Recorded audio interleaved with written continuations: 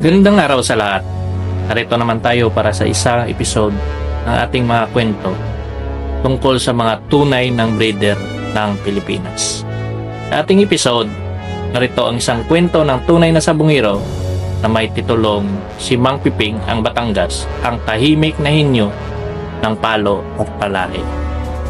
Sa liblib na baryo sa Taysan, Batangas, may isang tahimik na lalaki na kilala lang sa palengke bilang si Mang Piping.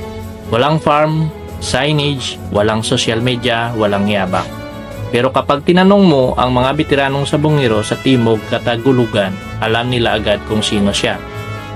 Yung Mang Piping, pag sinabing galing sa kanya, ibang klase yan.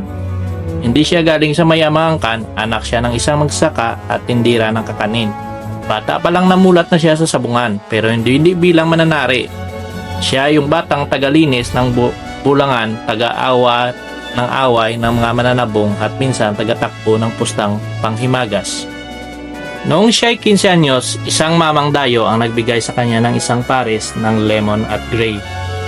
Kung marunong kang mag-alaga, palakihin mo, sabi ng dayuhan.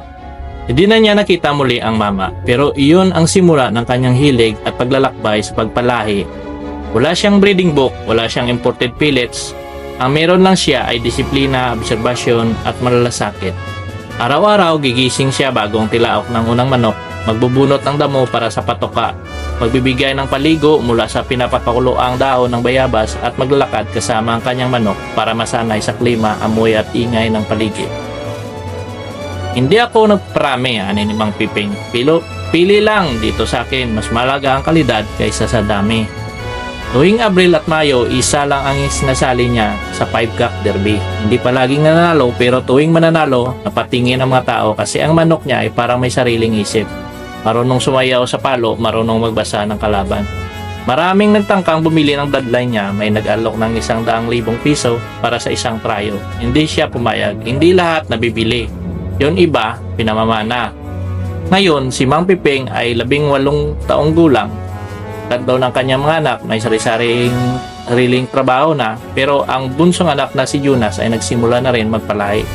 Gusto kong ituloy itong sinimula ni Itay. Hindi ito tungkol sa pira lang, may puso ang ginagawa niya, gusto kong huwag mawala yun. At sa sulok ng kanilang bakuran, may isang lumang puno ng mangga, nagsilbing lugar na pinangaan ng kanilang mga stag. Sa ilalim nito may isang bato na may ukit. Walang tunay na panalo kung walang dangal. Yan ang ating kwento sa ngayon. Salamat.